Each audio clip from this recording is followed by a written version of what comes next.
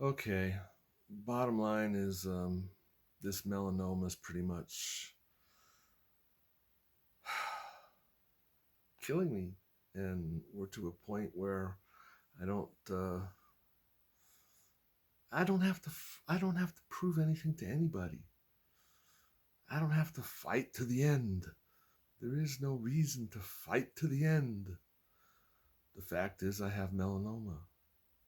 It's eating away at my body, and eventually it'll get to the organs that require me to stay alive, and I'll start to die. But in that process, I'm going to go through, I don't know.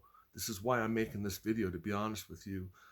As a computer programmer, dealing with the internet since 1991, I just don't understand why there's not more information out there of somebody who decides to live their life to the fullest of their enjoyment and not have any type of therapy to um, overcome the disease. Because the fact is, there is no overcoming this particular disease at this particular stage. Now, had I been aware of, had I been a doctor and understood what skin cancer means and what it would mean for melanoma, to have a melanoma patch on your skin, and to address that patch in the very early stages, basically, they would have cut it out and everything would have been fine. But because I didn't know, and I'm not a doctor, and I didn't understand, I mean, I thought, well, skin cancer, they cut it out. That's what happens. But that's really not what happens. Okay. I don't understand what this cancer, all these cancer things have to do with evolution, because they're killing the host, which means they're killing themselves, which is against all evolutionary philosophies and theories. I find it quite interesting that everybody wants to stick on this evolution theory when it's just, there's something wrong just in the simple fact that the melanoma is going to kill the host is no longer going to live, and the melanoma is going to die. So the end result is the melanoma is going to die. Not quite what evolutionists, they can't justify that. It just can't happen. But anyway, that's beside the point. That I'm not going to argue that. What I'm going to say is that if you have any growth in your body, go to the doctor. And I understand I didn't have insurance. And those are the reasons why you don't go to the doctor, because you don't have insurance. You can't pay for the medical bills. They want $15,000 for each injection for no cure, no extension of life. We're just going to give you these injections and maybe they'll help. And you need 12 of them at $15,000 a piece. I mean, it's quite sadistic that the medical community would even allow such a price tag on a medicine that is required to save your life.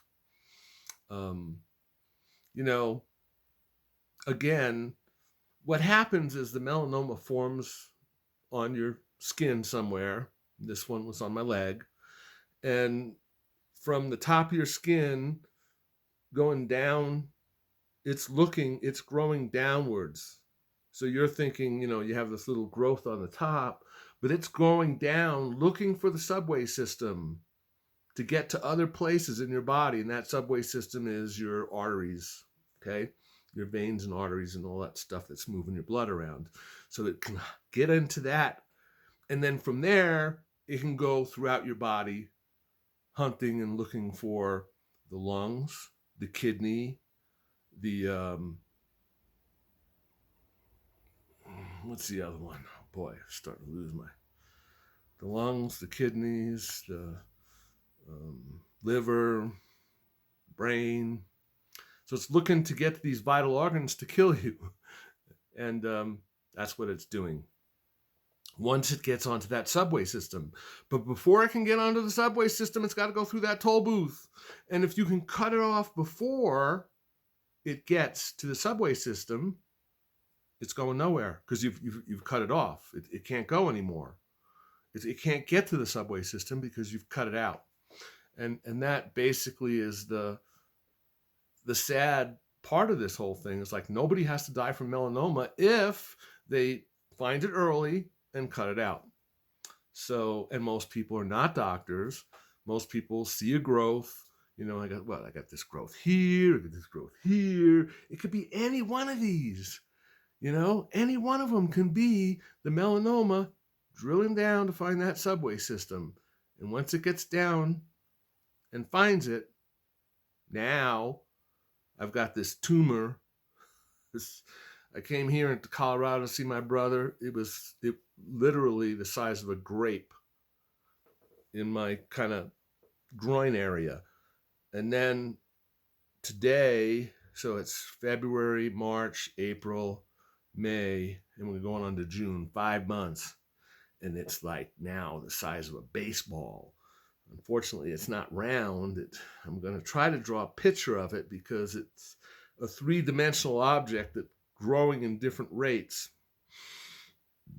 And it's interesting that the margins, very important. If they're going to cut it out and you don't know if it made it to the subway system or not, you have got to get to what they consider the margins. The margins being that if the tumor is growing on your calf, you need to take out a 3-inch diameter area, size of a baseball, of all of that tissue and remove it.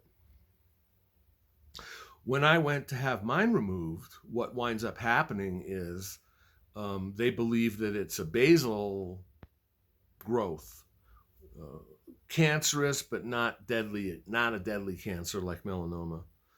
And so they only took out a 2-inch, which was the margin for that particular cancer type tumor, for that particular tumor. That was the margin, the 2-inch margin. Well, what's interesting is now I have 3 growths, new growths in that same area where they had done the original cutting it out, excised. They excised that tumor, and it was a 2-inch instead of the 3-inch. They wanted to go back and do the 3-inch, and that would have been all fine had it not already gone to the lymph nodes, hopped on the subway system. Now the lymph node system is a whole different system that it's already in now. That's what makes it kind of a stage 4. The size of the tumor, the fact that it moved to a different position.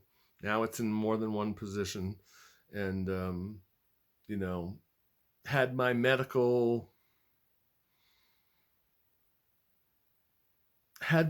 conditions been different, in other words, I have a fracture at T11, I have a faulty hernia mesh problem that can't be fixed, I have a growth on my testicles, that, I have these other issues that made me decide that, well, if I have a year, I would like that year to try to have fun, try to do things that I enjoy doing.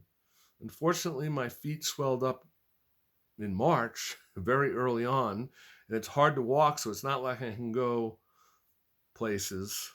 It's very difficult to walk.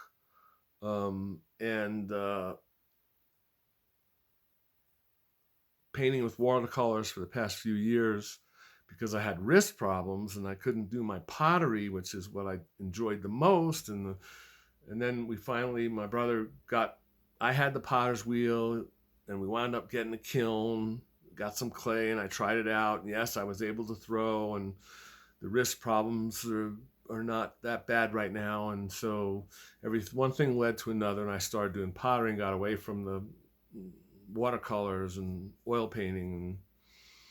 My brother seemed to be interested in the Bob Ross because, well, hey, who doesn't love Bob Ross, right? He does these paintings, and it's kind of one of the first steps a long time ago when Bob Ross was on TV, and I would tape that in the VCR and watch and say, I can do that. I think I can do that.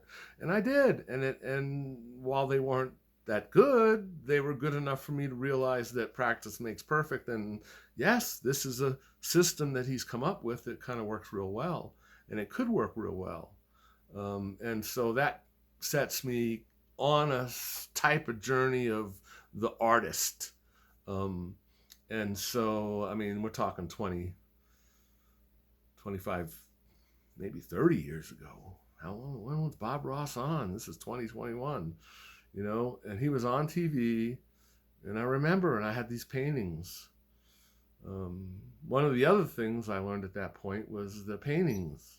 I have paintings that I think people would enjoy, and I would give them those paintings, and thinking that they would enjoy them because I thought I knew them, but I didn't, and they don't, and they were in the attic. And when your painting is in the attic, then you're thinking to yourself, well, why did I give them this painting? I would much rather them choose a painting if they wanted to. So I had built this gallery in my living room, and it had all these cubby holes in it, and I had all the different pottery in there. And when somebody said, oh, I really love that piece, I'm like, well, if you really do, you can have it, because I got a whole bunch more being made. Pottery is something you can make a lot of pretty fast. And so when anybody showed an interest in a piece that I had made, I just wanted to give it to them, because I knew that, well, if they appreciate it, they're not going to put it up in the attic. And that was a big lesson for me. And so I never want to give people pieces. I want them to pick pieces, because when they pick, they're more inclined to appreciate it. And that's, from an artist standpoint of view, that's what you want. You want somebody who appreciates your work, not somebody who puts it up in the attic.